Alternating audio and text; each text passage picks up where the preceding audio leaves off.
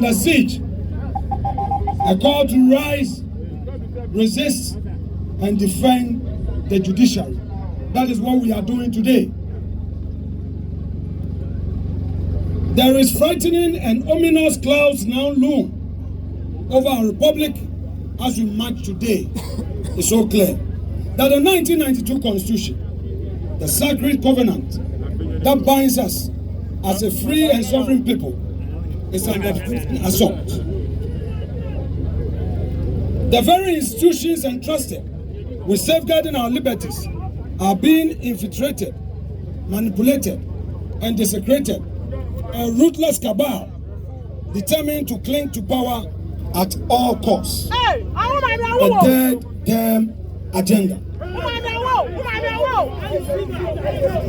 Even before NDC under President Mahama could assume the reins of government, we saw a violent assault on our constitutional order. They established the so-called ORA, a committee without any legal basis or constitutional backing, which engaged in flagrant illegality.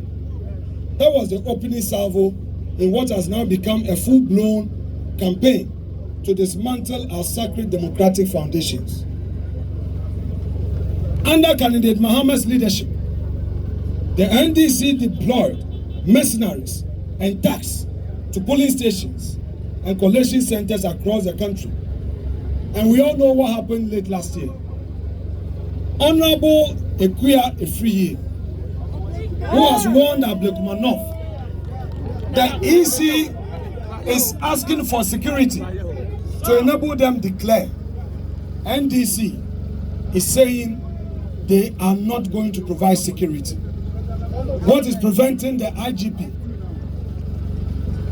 the previous IGP and the current IGP, what is preventing them from providing security for the Electoral Commission to complete its mandate? What we see is intimidation, bullying of state institutions, including the Electoral Commission.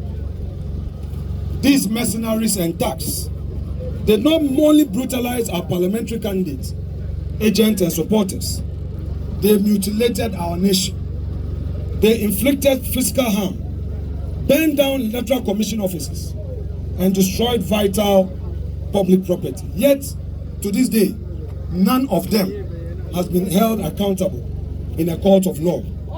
Now, under NDC, impunity reigns, and it is at the very top. Since assuming office, His Excellency the President has weaponized the security services